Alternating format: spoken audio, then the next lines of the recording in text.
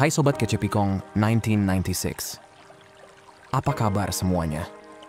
Balik lagi di video lainnya. Ada wanita yang jalan sendirian. Bukan karena nggak ada yang mau nemenin atau dia takut sendirian. Tapi karena dia tahu kalau jalan sendiri itu cara buat ngerti dirinya sendiri dan dunia di sekitarnya. Dia nggak kabur dari kesendirian, malah dia peluk itu kayak tempat suci buat pikirannya bisa bebas, tanpa drama dan ekspektasi orang lain. Wanita ini, jalan sendirian tuh bukan berarti kesepian. Dia ngerti banget kalau sendiri itu bukan soal kekurangan, tapi soal keadaan. Dia damai sama dirinya sendiri, dan dari situ dia nemuin kekuatan. Dia nggak nunggu orang lain setujuin dia. Nggak peduli buat jadi sesuatu yang bukan dirinya. Dia jalan bebas aja. Dan dari langkahnya, bisa kerasa percaya diri yang tenang. Kayak orang yang udah damai sama sisi terang dan gelap dirinya. Di dunia ini, kita sering banget takut sama kesendirian. Kita sibukin diri biar nggak mikir terlalu banyak. Takut sama apa yang bakal kita temuin kalau diam terlalu lama. Kita nyari orang lain buat validasi. Berharap mereka bikin kita ngerti siapa kita. Tapi wanita yang jalan sendirian ini tahu, kepenuhan hidup itu nggak bisa dikasih orang lain. Itu cuma bisa ditemukan dari dalam. Dia udah jalan di jalur introspeksi, berani ngubek-ubek isi pikirannya, dan keluar dari situ dengan rasa percaya diri yang solid banget. Jalan sendirian itu sebenarnya kayak perjalanan buat kenal diri sendiri. Pas sendirian, nggak ada jalan buat ngindarin diri sendiri. Semua rasa takut, keinginan, keraguan, semua muncul. Tapi bukannya kabur, dia malah rangkul itu semua. Dia belajar dari mereka. Dia ngerti kalau rasa takut tuh bukan penghalang, tapi guru. Kalau keinginannya itu bukan kelemahan, tapi undangan buat ngerti dirinya lebih dalam. Kesendiriannya itu bukan kayak dia ngelawan dunia, tapi lebih ke kebebasan. Dia milih buat bebas dari ekspektasi dunia. Dan dengan itu, dia nemuin kalau kesendirian tuh bukan nggak ada koneksi, malah justru koneksi yang paling murni. Sendirian, dia nyambung sama hidup itu sendiri. Sama angin, pohon, suara-suara di sekitarnya. Dia ngerasa jadi bagian dari sesuatu yang lebih besar, karena dia udah ngilangin semua noise, dan di tengah keheningan itu, dia dengar lagu semesta. Gokil banget kan? Wanita yang jalan sendirian tuh sadar banget kalau hidup itu bukan soal ngumpulin orang, barang, atau status. Buat dia, hidup tuh soal ngerti dirinya sendiri dengan dalam. Karena dia tahu, cuma kalau dia benar-benar ngerti siapa dia bisa connect sama orang lain tanpa drama, tanpa harus ngemis perhatian. Jadi, dia jalan aja. Nggak buru-buru, nggak perlu buktiin apa-apa. Langkahnya ringan, tapi auranya kuat banget. Kayak pohon yang akarnya nancep dalam ke tanah. Kesendiriannya itu kekuatannya. Itu gurunya, penuntunnya. Dia bawa dalam dirinya sebuah kebijaksanaan. Semua yang dia butuhin udah ada di dalam dirinya sendiri. Wanita ini ngingetin kita kalau kesendirian tuh bukan hal yang harus ditakutin, tapi sesuatu yang harus dirangkul. Dari situ, kita bisa bangun fondasi buat benar-benar ngerti diri sendiri. Dan kalau udah kenal diri, bisa jalan hidup ini dengan tenang, percaya diri, tahu kalau diri sendiri tuh udah cukup. Nah, mungkin kita juga bisa belajar dari dia, wanita jalan dengan kesendiriannya. Coba deh tarik nafas, mundur sebentar dari semua ribut-ribut dunia, dan cari jalan kita sendiri. Temuin kebebasan kita sendiri, karena kalau berani jalan sendirian, kita bakal sadar. Kesendirian itu bukan kesepian, tapi sebuah damai yang enggak ada batasnya. Masalahnya, banyak orang salah paham sama kesendirian. Mereka mikir, itu tanda kesepian, atau nggak bisa diterima di society. Padahal ada orang-orang yang ngerti kalau kesendirian itu bagian penting dari hidup, kayak ruang buat tumbuh, dan makin sadar siapa kita. Buat mereka, kesendirian itu bukan pelarian dari dunia, tapi perjalanan ke dalam diri sendiri. Itu cara buat lebih nyambung sama hidup, biar lebih kuat, lebih grounded, dan lebih tahu siapa diri kita sebenarnya. Pas benar-benar sendirian, semua distraksi hilang. Nggak ada ngobrol-ngobrol sama orang lain yang bisa nutupin pikiran dan perasaan kita. Yang muncul cuma diri kita sendiri, tanpa filter. Kadang itu bikin nggak nyaman, karena kita jadi lihat sisi-sisi diri yang biasanya kita hindarin, tapi kesendirian nggak kasih jalan kabur. Disitulah ada kesempatan besar buat hadapin rasa takut, ngerti apa yang diinginkan, dan lihat semua pikiran dengan jernih. Dari situ, kita mulai sadar kalau kita ternyata lebih kuat dari yang kita kira. Kesendirian ngajarin kalau kekuatan itu nggak datang dari validasi orang lain atau persetujuan society. Dunia sering mengukur kekuatan dari pencapaian, status, atau pengaruh, tapi semua itu sementara. Kekuatan sejati itu sesuatu yang lebih tahan lama, kayak rasa percaya diri yang enggak goyah sama keadaan luar. Dalam kesendirian kita bisa bangun hubungan sama diri sendiri. Hubungan yang enggak tergantung sama gimana orang lain lihat kita. Kita jadi ngerti kalau nilai diri kita itu udah ada, tanpa perlu diukur dari prestasi atau pengakuan orang lain. Ini powerful banget, karena bikin kita bisa berdiri teguh, nggak peduli gimana dunia di sekitar kita. Kesendirian juga kasih ruang buat refleksi, yang susah banget didapat di tengah hiruk-pikuk dunia. Pas sendirian, kita bisa lihat pikiran dan tindakan kita sendiri tanpa pengaruh orang lain. Refleksi kayak gini penting banget buat tumbuh, karena ngungkap pola-pola yang biasanya nggak kelihatan pas kita sibuk sama kehidupan sehari-hari. Dan juga, kalau lagi sendirian, ada waktu buat mikir, kenapa sih aku bisa bereaksi kayak gini? Kenapa aku percaya sama hal-hal tertentu? Kenapa aku ngejar tujuan-tujuan itu? Dari pertanyaan-pertanyaan ini, kita jadi makin paham siapa diri kita sebenarnya. Pemahaman ini tuh fondasi buat kekuatan dalam diri. Kalau udah tahu ini, kita bisa jalanin hidup dengan lebih percaya diri dan jelas, tanpa gampang kebawa omongan atau ekspektasi orang lain. Kesendirian ngajarin buat jadi tangguh. Kalau rame-rame, gampang ngerasa aman dan kuat karena ada orang lain. Tapi kalau sendirian, nah, di situ baru diuji. Nggak ada yang bisa dimintain dukungan, nggak ada yang nyemangatin. Dari situ, kita belajar buat ngandelin diri sendiri, nyari rasa nyaman dan keberanian dari dalam diri. Dan ini yang bikin powerful, kita sadar kalau sebenarnya semua yang kita butuhin udah ada dalam diri kita. Kita nggak harus tergantung sama orang lain buat merasa stabil atau bahagia, karena kita udah nemuin itu di dalam diri. Kalau udah kayak gitu, kita jadi kuat, bukan cuma pas sendirian, tapi di semua aspek hidup. Tantangan apapun bisa dihadapi dengan santai dan percaya diri. Karena tahu kalau dalam diri ada sumber kekuatan yang nggak ada habisnya. Wanita yang jalan sendirian itu contoh nyatanya. Dia sendiri bukan karena nggak ada yang mau nemenin, tapi karena dia ngerti, kesendirian itu tempat buat ngebangun dirinya jadi kuat banget, nggak gampang patah. Di kesendiriannya, dia nemuin koneksi sama hidup yang lebih dalam dari sekadar hubungan sama orang. Dia bisa ngerasain ritme alam, kedamaian pikirannya, dan hal-hal kecil yang sering banget kita lewatin kalau lagi sibuk sama dunia. Dari sini, dia ngerti kalau rasa nyambung itu nggak harus dari orang lain. Dia nyambung sama dirinya sendiri, sama dunia, sama kehidupan itu sendiri. Kesendirian juga bikin kita belajar buat hadir di momen itu tanpa gangguan. Nggak ada distraksi, jadi kita bisa ngelihat semuanya apa adanya, bukan cuma apa yang kita pengen. Ini bikin kita lebih damai, lebih stabil. Kita belajar kalau kekuatan itu bukan soal kontrol atau kuasa, tapi soal penerimaan dan kesadaran. Wanita ini ngerti banget soal ini. Dia nggak sibuk ngontrol hidup, tapi ngalir aja, nyari harmoni di setiap momen, bahkan di momen-momen yang berat. Kesendirian ngasih tahu kita kalau kekuatan sejati itu nggak didapat dari luar, tapi tumbuh dari dalam. Itu soal berdamai sama diri sendiri, ngerti, dan nerima siapa kita sebenarnya. Wanita yang jalan sendirian tahu banget kalau kekuatan itu nggak harus teriak-teriak buat nunjukin diri.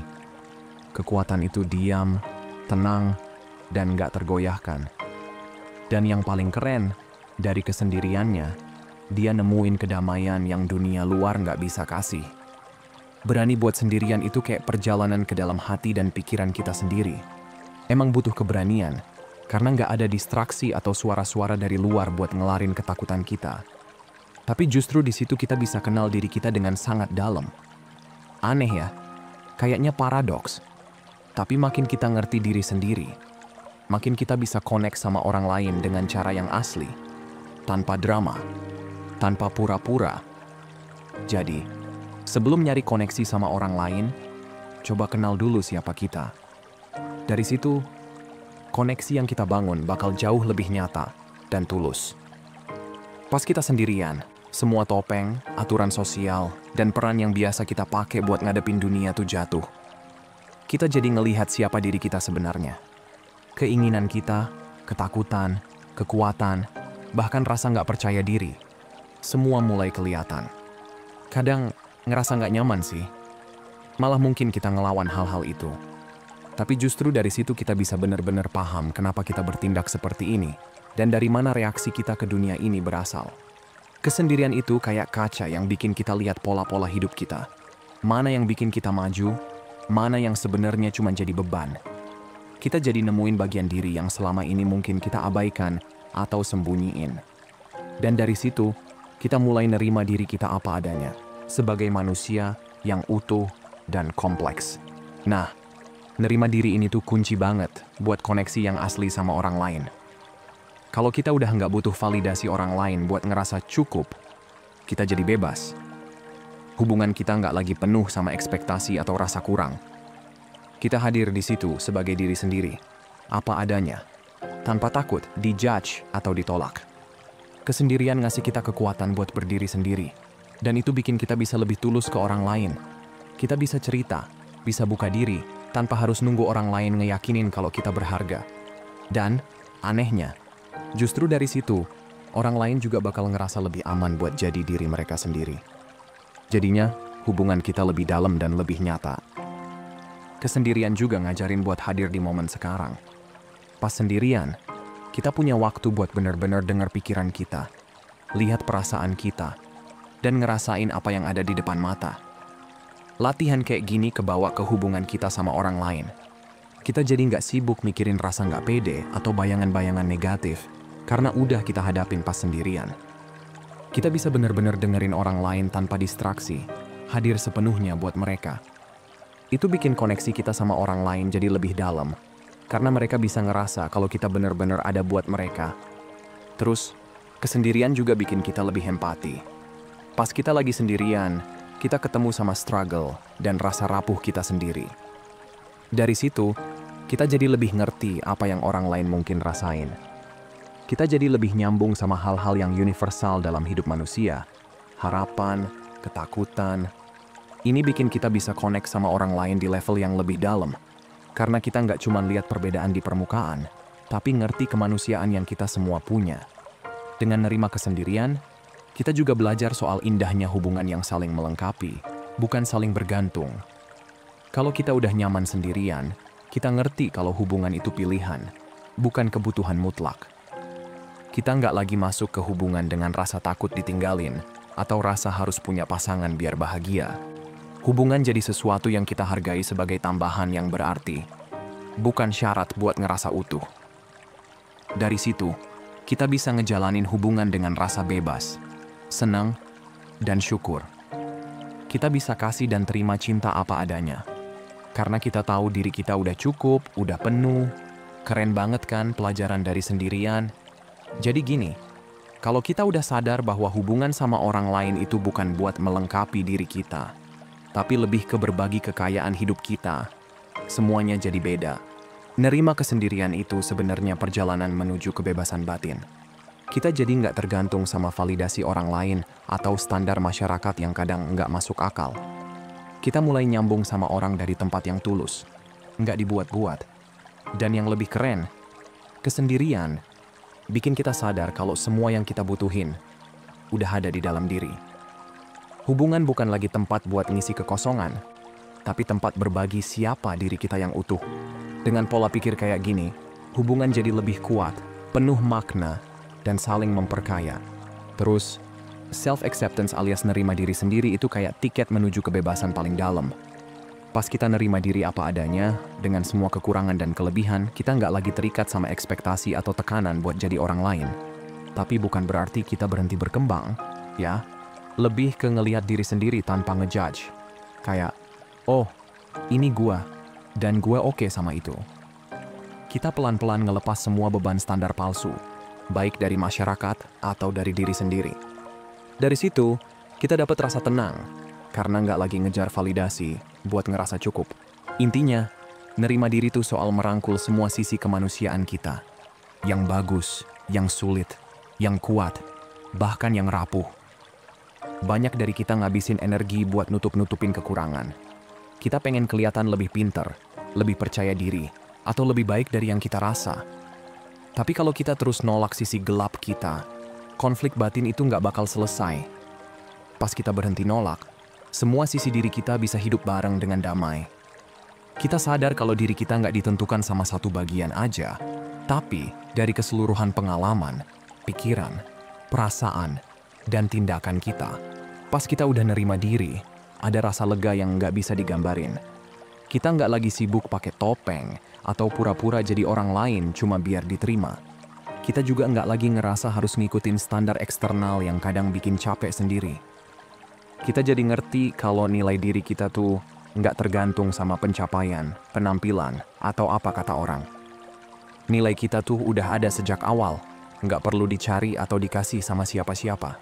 Jadi kalau udah bisa nerima diri sendiri, cara kita ngelihat pertumbuhan dan perbaikan diri tuh ikutan berubah. Banyak yang mikir kalau nerima diri apa adanya bakal bikin kita malas berkembang. Kayak, ya udah, aku gini aja. Padahal, justru sebaliknya. Self-acceptance itu kayak pondasi kuat buat tumbuh jadi diri yang lebih autentik. Kita nggak lagi berkembang karena takut, malu, atau ngerasa ada yang rusak di dalam diri yang harus dibenerin. Kita berkembang karena pengen, karena emang seru buat nge-explore potensi diri, dan jadi versi yang lebih nyambung sama hati kita. Nah, pertumbuhan ini bukan tentang ngejar kesempurnaan, tapi lebih ke gimana caranya kita makin ngerti siapa kita, makin luas jangkauan potensi kita, dan makin deket sama diri kita yang paling asli. Nerima diri itu bukan garis akhir, tapi awal dari perjalanan buat tumbuh dari tempat yang penuh rasa cinta dan rasa ingin tahu. Bukan dari ketakutan atau rasa kurang. Terus, efeknya juga berasa banget di cara kita hubungan sama orang lain. Kalau kita udah damai sama diri sendiri, kita jadi lebih santai nerima orang lain. Kita nggak buru-buru ngejudge atau nyinyir karena kita ngerti tiap orang punya struggle, rasa nggak pede, dan keunikan masing-masing. Empati kita tumbuh. Kita jadi nggak merasa perlu ngebanding-bandingin diri atau ngelihat orang lain sebagai kompetisi. Rasa percaya diri kita bikin hubungan jadi lebih jujur dan terbuka, tanpa drama defensif atau manipulasi. Pas kita bisa nerima diri sendiri, orang lain jadi lebih mudah buat nerima diri mereka juga. Hubungan jadi lebih sehat dan saling respect. Lebih keren lagi, self-acceptance bikin kita bisa nikmatin hidup lebih dalam. Kalau terus-terusan sibuk ngejar jadi versi yang ideal atau ngejar standar yang nggak jelas, kita malah kelewat banyak momen-momen seru di depan mata. Kita jadi lupa nikmatin proses jadi dan lebih sibuk nge-push buat menjadi. Pas kita nerima diri, kita belajar buat berhenti berjuang keras cuman buat diterima, dan malah bisa nikmatin momen sekarang apa adanya, naik turunnya, tantangan, dan kebahagiaannya. Kita mulai ngelihat diri sendiri sebagai manusia yang terus berkembang. Tapi di tiap momen juga udah cukup. Perspektif ini bikin kita lebih gampang ngargain hidup, lebih hadir di tiap pengalaman, dan ngejalanin hidup tanpa beban rasa ragu atau haus validasi dari luar. Yang terakhir, self-acceptance bikin kita tangguh. Hidup itu kan nggak pasti, kadang enak, kadang bikin nangis di pojokan. Tapi kalau udah nerima diri, kita lebih siap buat ngadepin semua itu. Kita nggak lagi pura-pura jadi orang lain atau maksa jadi sesuatu yang nggak sesuai. Kita grounded sama identitas kita, jadi nggak gampang goyah kalau ada kritik atau cobaan. Resiliensi ini bikin kita bisa ngadepin tantangan dengan berani dan elegan. Nggak takut gagal, nggak malu buat salah. Karena kita ngerti semua itu bagian dari perjalanan. Akhirnya, kebebasan dari self-acceptance itu nembus ke semua sisi hidup. Ini jadi fondasi buat damai sama diri sendiri, tumbuh dengan tulus, bikin hubungan yang bermakna, dan ngejalanin hidup dengan penuh semangat. Pas kita udah nerima diri apa adanya, kita jadi punya keberanian buat ngerangkul hidup dengan hati terbuka, tanpa takut sama ekspektasi orang. Kita sadar kalau diri kita nggak cuman cukup, tapi dari dulu pun udah lengkap. Itu ajaib banget kan? So, mas mbak sekalian, Itu aja asupan buat hari ini. Moga aja bermanfaat, sehat selalu. Jumpa lagi di lain waktu.